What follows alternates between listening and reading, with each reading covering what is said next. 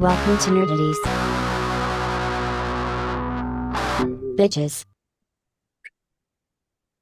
No topic too absurd, no statement too asinine, no question too interesting. Nerdaties interview show number, who knows? We've been doing a lot of them. Mike, I'm Justin. I'm Joe. and our guest this week is Also Justin Coe, author of Night of SWAT. Many Justins, author Yeah. of SWAT, a fun, magical crime conglomeration, essentially, right? It's a lot of things. I mean, I don't know if I would say conglomeration, but it's sort of like The Wire meets What We Do in Shadows. It's um, kind of that vicinity. It's a supernatural horror comedy with some pretty serious themes, throughout it.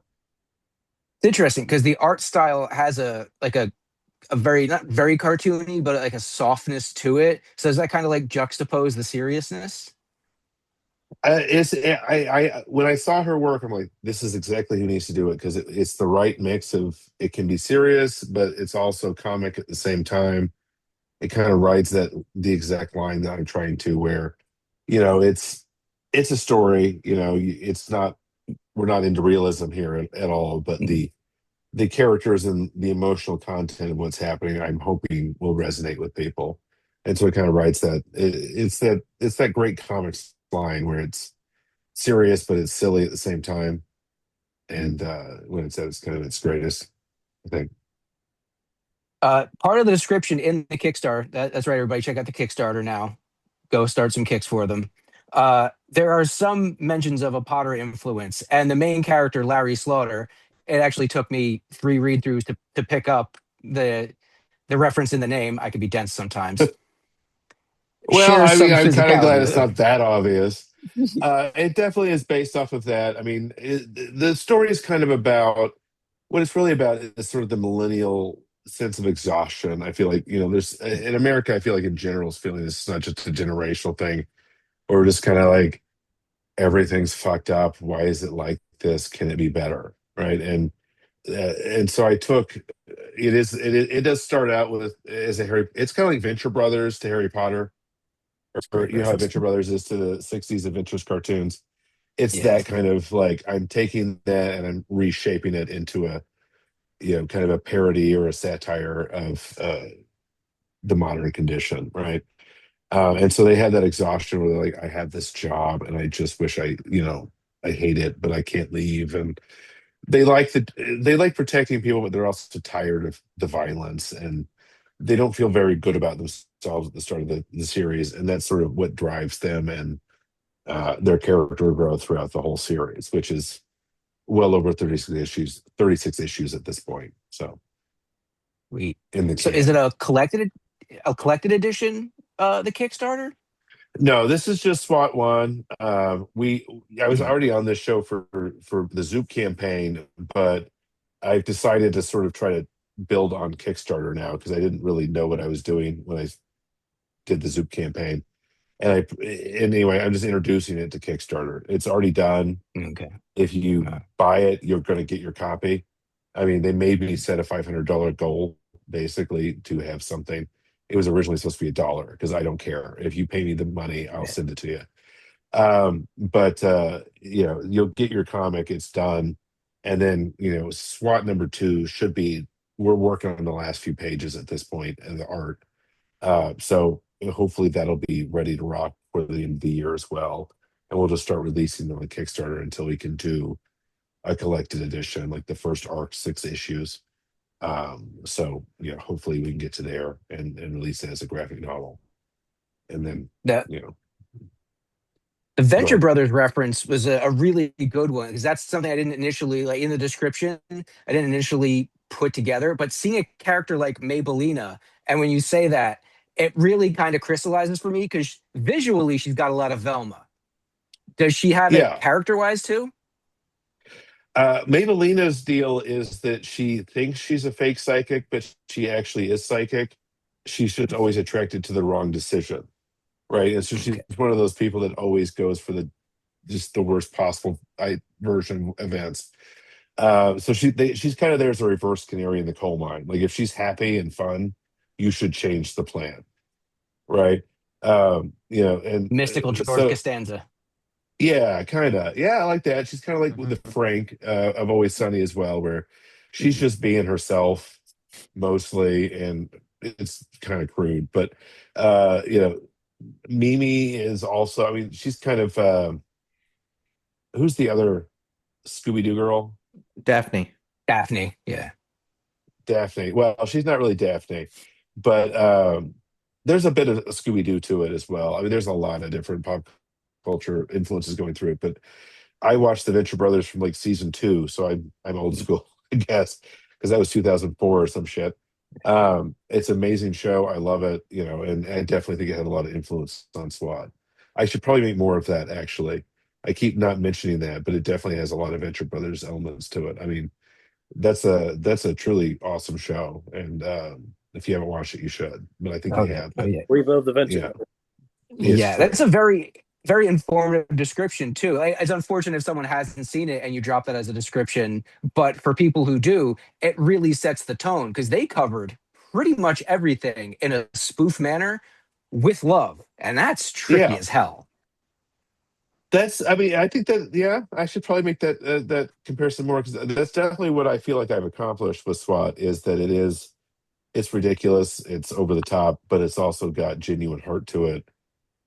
Where they really care about each other, and you will care about the characters, even if it's a situation where if it happened in a real world, you'd be like, that's ridiculous. It'll still resonate, or that's the goal anyway. So Uh, I was looking at a lot of the sample pages you have on the Kickstarter, and was there ever a temptation to make Girk's eyebrows a unibrow? Because a lot of the time, that's what it looks like. uh he was originally supposed to be, oh god, um he was supposed to be a tribute to, in the 90s, Yaphet Kotto Oh, played the sergeant on Homicide: Life on the Street. He was started Okay. out as that, but his hairstyle in that show is so hideous that when you try to do it in a comic, you're just like, delete it. He's bald. And so we just went with kind of like the bodybuilder version of Yaphet Kotto. The unibrow thing, I don't know. Yeah, I mean, that was not on my part, but obviously, if she did it, she did it. But Yeah, I think it was yeah. just the panels. The panels that I saw, he's very intense. So having like thicker eyebrows, it stopped me in my tracks. Like, oh, that's a design choice. Oh no, wait, that's Well, just anger. yeah. Well, that's the '80s cliche, police movie cliche scene of you're getting bitched out by your sergeant, and he's Mm. just like extremely hateful for no particular reason. So that was where that came from. Never But done yeah, any better than in So I Married an Axe Murderer. I think that's the best example of a captain chewing out. I don't know if you remember that. The cop character, I can't remember the guy who played Alan him. Arkin. No, yeah, Alan Arkin played the captain, but I can't remember Yeah. the guy. He's an Australian guy who had this fantasy of what cop life is like. Oh, And Alan Arkin is the nicest guy ever, and he's his captain. And he did just you? won't chew him out. And by the end of the movie, he goes on a really nice little tirade, and it has that actor back and forth of, did I do a good job? Was everything right? What the hell is his name? He was in Empire Records. He was Joe in Empire Records. Been a lot of things. He's uh, never.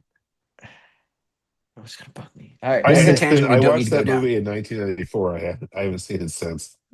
I So, caught it again I recently. don't It's on remember. Tubi now. It's on Tubi now. Whoever Okay. wants to abuse the free streamers. Uh, is Tiny Tim in that lineup shot? Because I went over the whole thing and I couldn't find a 5-inch tall character in there.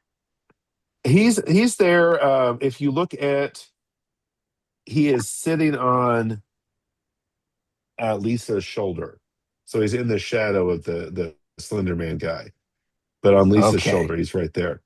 And yeah, so he is there, technically, if you look. Yeah, I see him. I see him. It drove me crazy for a second. Okay. All right. Yeah. There. Man, my eyes are failing me. I mean, it's hard to say. I mean, I don't know why she put Yeah. him in the shadow, but it wasn't, Yeah. worth fixing.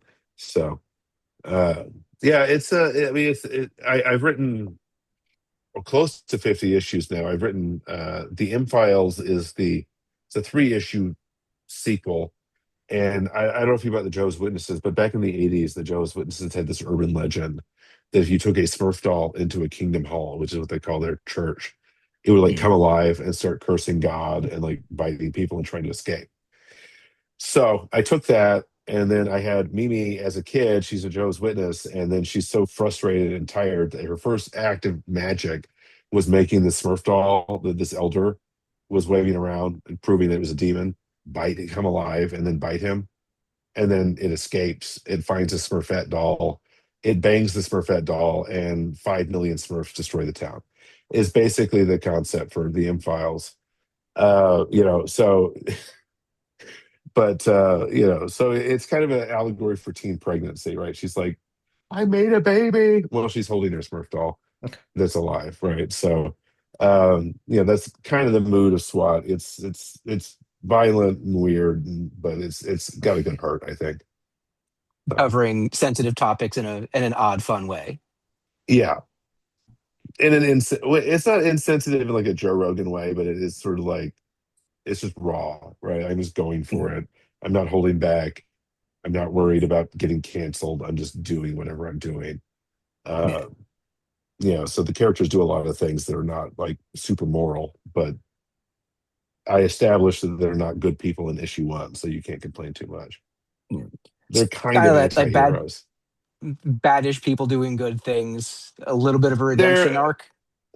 yeah, it is that ultimately is them sort of like learning how to get out of this like kind of trap of compromise and mediocrity where they're just sort of unhappy with themselves and actually start living making trusting people again and being better people. Not that they're perfect or anything, but it is about sort of them learning to break out of this cycle of frustration that they're in. That's you know, Does so. it start with them as a unit, or is there like a getting to know you phase? Well, in the arc where the scene where Gert's yelling at him about who to fire, that's sort of my intro, my Mhm. expositional intro scene where I'm explaining who they are, and that's so there's a little bit of an intro in that sense, but they start as the unit. The SWAT unit has been around since the 1700s. They weren't called that then. They were like King George's Worshipful Company of Witch Slayers or something. But it's the idea is that these protective units have been around in every major city for however long, thousands of years, really. Um, and they just kill monsters basically and keep everything in check. But they're also they've compromised with the grand bargain where they let the monsters kill like 300 people a year in St. Louis. Um, and so so they tell themselves that's less people than we would if we were fighting them. They've agreed to less. So it's a valuable compromise, but they feel sort of tainted by that. And their desire to actually feel like they're just completely good drives a lot of their actions throughout the Yeah, series. that's a great realistic setup for a fantasy situation. There's so many compromises we make in life for ease that we tell ourselves is for the greater good. That's Yeah. a strong setup for people to be spiritually broken.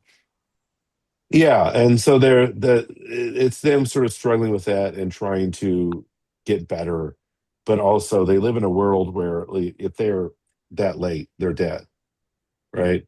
I mean, if the monster gets the drop on them, they're toast. So they have to be kind of ultra violent at the same time, or they would it's just a necessary survival strategy. So they struggle with that, and that powers a lot of their subtext as they go along. So. That's pretty cool. In a story like that, I hear it's almost kind of a BPRD meets The Boys in some way. Was there any inspiration for that, or do you just kind of not try to get inspiration? Is there too many I mean, inspirations for a story like this? I watched The Boys. I guess that would have been out before I started writing SWAT, so that was probably in the mix. I really enjoyed the Yeah. first few seasons of that. I never saw BPRD because I thought that was I heard it was basically a bad Men in Black. Well, like that's RIPD. The Hellboy, the group that Hellboy works Oh, for. oh, okay. Yeah, I do like the Hellboy comics. That Yeah. Hellboy is definitely in the mix as well. Yeah, I love those movies. I've read tons of Mike Mignola's stuff. So, um, yeah, I mean, I would say that's a fair influence. He's really good at the doing the horror story, the short horror story. It's kind of an EC Comics feel to a lot of what he does. Um, yeah, so yeah, that was an influence. I honestly feel like the Venture Brothers, I don't talk about the Venture Brothers enough because that really has been a huge thing. I mean, I've been watching that for 20 years. You know, every time there's a season come out, I would rewatch the entire thing. Um, you It know, speaks to the I quality of that show that there was like a 7 or 8 year gap or something, and then they did that final movie, and it still was massive. it's what if Game of Thrones finished, I guess, is kind of for cartoons though, you Yeah. know. I no everything. I mean, that's one of those shows where it didn't drop off. They just finished, you know, and um so even though it took a ridiculously long time, I definitely do you I feel like only seasons 1 through 3 are streaming right now anywhere. Does anybody know where it's Uh, actually on?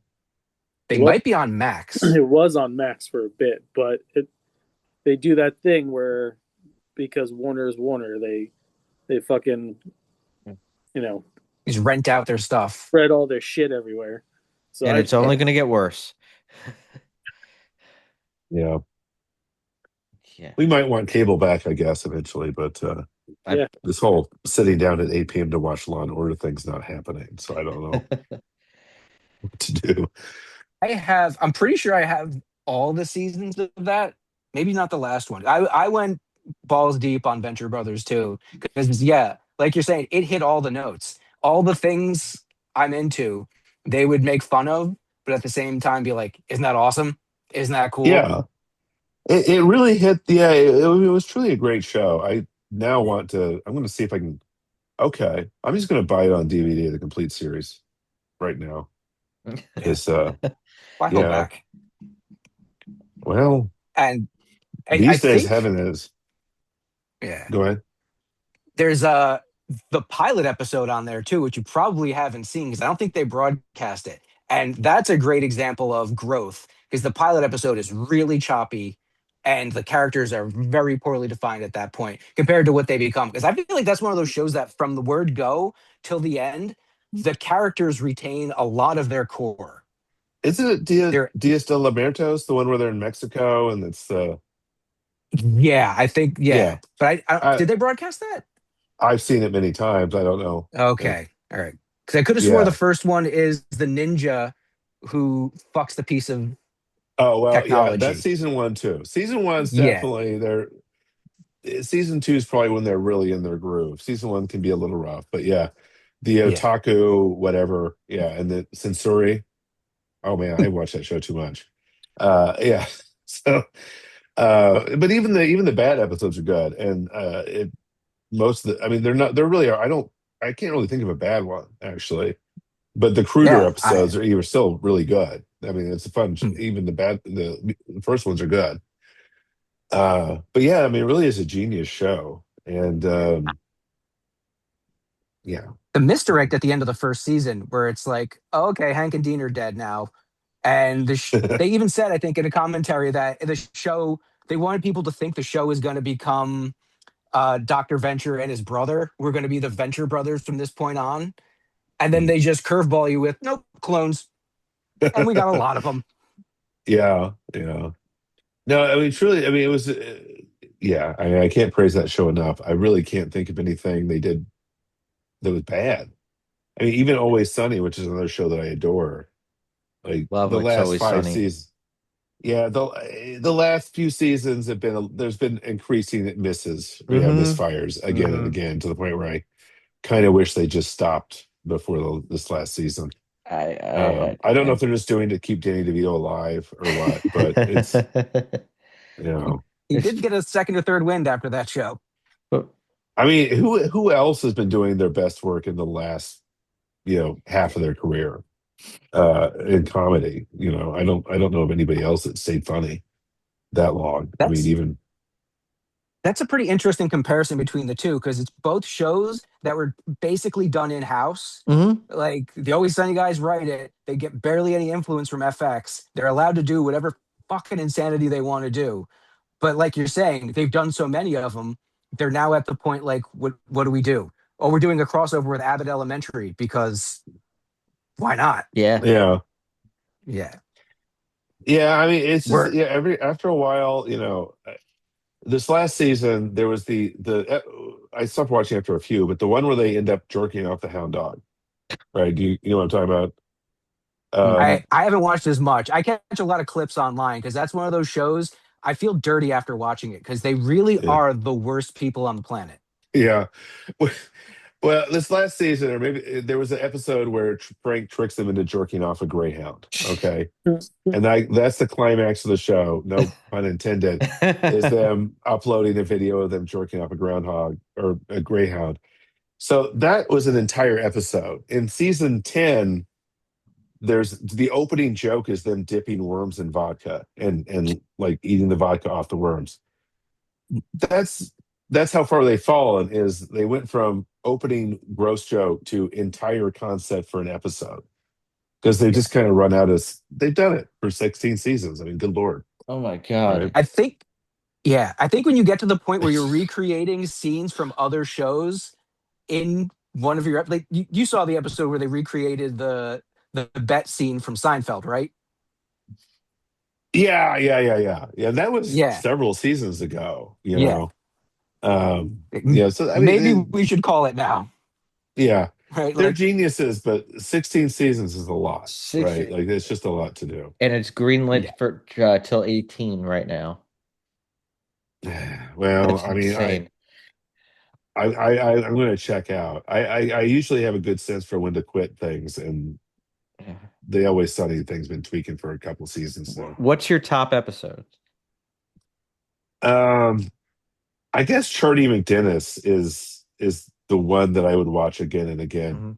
Like the D has some acting where like the scene where they throw the dart into Dennis's hand, and the look on her face after that is just and some of the stuff, maybe in the sequel, but yeah, that's a fun one. Um, oh God, there's so many great ones. I mean, for the first 10 seasons, it's just classic after Oh, yeah. classic. Mine's always when Charlie, when he's got to have Patty's pass the health inspection, and That's a great one. they do that with just a continuous shot. With the chair, fucking get the goddamn bitch. Yeah, no, I mean, especially the way they filmed it. That's an amazing episode. a God, Rashomon holiday episode, the Rashomon Halloween episode where they're trying to figure out who fucked D. yeah, we could do this all day. I mean, they have Yes. so many great episodes. Mac the turns high school around Go ahead. and sees an ostrich there. Come on. Yeah. I mean, it was, oh God. Yeah, it was good stuff. It was really good stuff. Um, yeah, I mean, so that Arrested Development was probably a sizable influence. 30 Rock's great. I mean, that's One of my favorites. I can Yeah. pretty much just watch 30 Rock, Community, Always Sunny, Venture Brothers on a loop, and I would be happy for the rest of my life, I would think. A good place for me. I would need that worked in there. Good Place is Yeah. one of my favorite shows of all time. Oh Good yeah, show. no, that was good too. I watched Yeah. most of it, and yeah, it definitely holds up. Yeah. So there's a lot of great comedy out there for sure. We don't have much time left, but we want to make sure everyone Oh. knows to go either search for SWAT on Kickstarter Or search for check out Justin the Koch. YouTube description for the show, and I will have the link in the description. Technologize. Yeah, I can do things. Yeah. Okay. Yeah, it's there. I'm on Blue Sky too. JustinCoke.bsky.social. I'm on Facebook. The website's weirdshark.art if you want to go there. And yeah, there you go. Checking it out now. I Joe? love the name. Weirdshark.art. Yeah. I got a tattoo of a helicorpian shark, and so that's kind of the origin of that. That's It was cool. from my other Is that series, the Edge of Darkness. I got a shark. Is that the buzzsaw shark with the weird? Yeah. Yeah. That's one So of the coolest ones. Leonardo Romanelli did this for That's Edge really of Darkness, good. which is my other series, and then I had a guy, turn that into a tattoo. So that's kind of that's the label for the comics. So It's an awesome There you label. Nobody has it, which is the hardest thing nowadays, to get a title that no one has. yeah, yeah. I dig it. Well, thank you. Oh,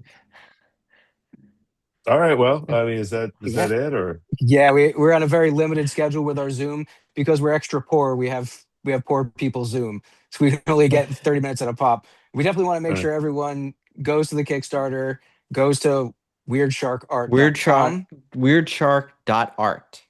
Yep. .art. Yes. It's even better. Weirdshark.art. Everyone checks out Justin Koch's work. Sounds fun as hell. All I right. dig it. Sounds good. Thank you guys. I'll talk to you later. Thank you. All right, Justin. Thank you for your time. Hope to see you Thank you later. for coming Bye. back. Yep. See you. Yeah. And fuck bye. Yeah, we got to sign off. Okay. Oh, yeah. Fuck. Fuck bye, everybody. Fuck bye. Fuck bye. Bye. We're Fuck bye. professionals. Fuck bye.